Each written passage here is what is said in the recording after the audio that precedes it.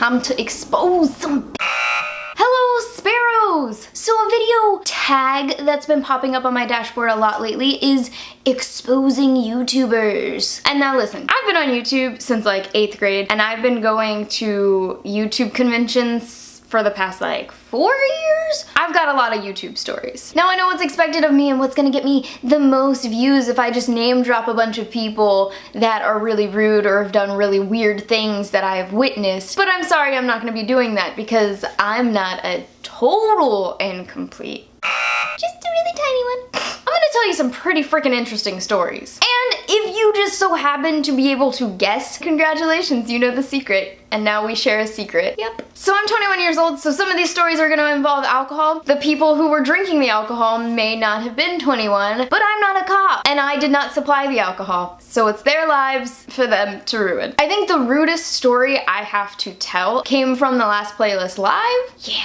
Me and Veronica, you guys know Veronica, this story is not about Veronica, I love Veronica. We were hanging out with some people and they were all drinking heavily. And we made really good friends with these two girls. They seemed like really awesome people. They were like hammered, so they don't remember probably any of this. But they told us all this stuff about projects they were working on, and they're like, shh, don't tell anybody.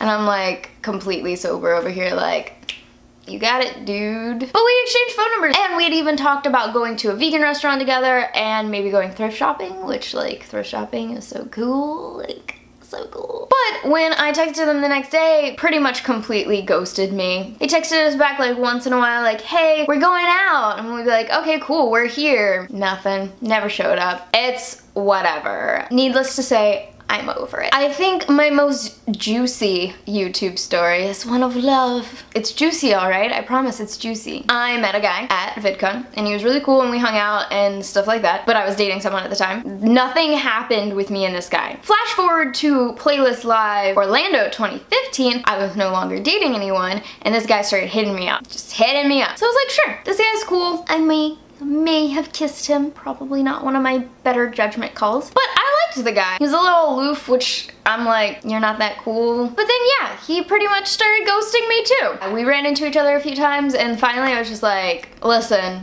no. I'm a woman who knows what she wants in life, and this is not it, boo-boo. I'm sorry. He still follows me on Twitter, which I think is really funny, and like every now and then, at the randomest of times, he'll favorite one of my tweets, and I'm like, but why? I don't want to say as a female YouTuber I get a lot of unwarranted, unsolicited communication, but I do. I think I'm the bomb.com. I think I'm awesome. But you know, some people don't need to think I'm that awesome. One of my most embarrassing YouTube moments that I don't really want to share, but it's one of those awkward situations, was at a Playlist Live. This guy had been contacting me, found me at the convention a few times, and I met up with him and I talked to him. He's really nice, he watches my videos. Super nice guy, but he kept following me and didn't get the hint when you're like, oh, it was so nice meeting you. I'm gonna go to this panel now. I hope you have a great rest of your playlist. So at one point he came up to me and my friend helped me get out of it and was like, oh, we really have to go to the bathroom. So we made our escape to the bathroom, or so we thought it was a bathroom. It wasn't actually a bathroom. It was like this weird like hallway inside the hotel. So yeah, we're just standing behind there and I'm like, you're an